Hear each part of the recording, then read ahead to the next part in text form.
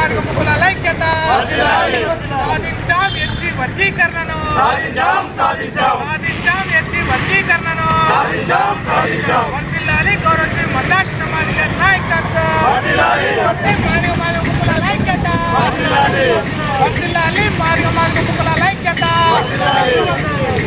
పేట మండల కేంద్రంలో supreme court SC ఎస్టీల వర్గీకరణను రాష్ట్ర ప్రభుత్వాలే చేయాలి అని చారిత్రాత్మకమైనటువంటి తీర్పును ఇచ్చిన సందర్భంగా ఈరోజు మండల కేంద్రంలో బాణాసంచా కాల్చి మా ఆనందాన్ని తెలియజేయడం జరుగుతుంది.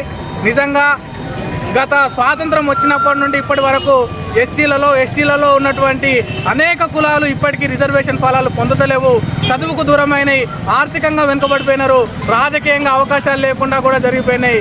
కానీ వర్గీకరణ జరగాలి.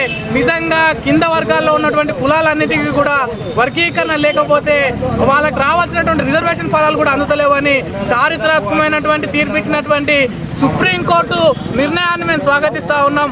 అదేవిధంగా ఈ 30 సంవత్సరాల సుదీర్ఘమైన పోరాటంలో మాకు అండగా ఉన్నటువంటి ప్రతి ఒక్క ప్రజాస్వామిక వాదులకు, ప్రజలకు, అధికారులకు, పత్రికా విలేకరులకు, అదేవిధంగా రాజకీయ నాయకులకు కూడా మేము ప్రత్యేకంగా ధన్యవాదాలు తెలుపుతూ ఉన్నాం. ఈ సుదీర్ఘమైన పోరాటంలో ఎన్నో ఆటుపోట్లు, ఎన్నో వెన్నుపోట్లు, ఎన్నో అవరోధాలు వచ్చినా, ప్రభుత్వాలు మాపై కుట్రలు చేసినా, నిర్బంధాలు పెట్టినా ఏదో తిరగకుండా ఖచ్చితంగా వర్గీకరణ సాధనే లక్ష్యంగా గౌరవశ్రీ మందాకృష్ణ మాదిగ గారి ఆదేశాల మేరకు మందాకృష్ణ మాదిగ గారు తన జీవితం మొత్తం వర్గీకరణ కోసమే పోరాటం చేసినందుకు ఈ విజయం, ఈ పోరాటంలో అనేక మంది అమరులు అయినారు కాబట్టి ఈ విజయాన్ని మాదిగ ఉపకులాల అమరవీరులకు ఈ విజయాన్ని అంకితం చేస్తూ ఉన్నాం.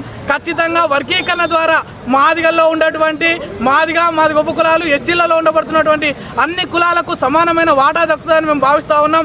ఖచ్చితంగా వాటా దక్కుతుంది. అదేవిధంగా ఎస్టీలలో ఉన్నటువంటి అన్ని కులాలకు కూడా ఖచ్చితంగా వాటా దక్కుతుంది. కాబట్టి వర్గీకరణపై ఇంత గొప్ప జడ్జిమెంట్ ఇచ్చినటువంటి సుప్రీంకోర్టుకు మేము ప్రత్యేక ధన్యవాదాలు తెలుపుకుంటూ ప్రజలకు, ప్రజాస్వామిక వాదులకు అందరికీ ప్రత్యేక ధన్యవాదాలు తెలుపుకుంటూ ముగించుకుంటున్నాను.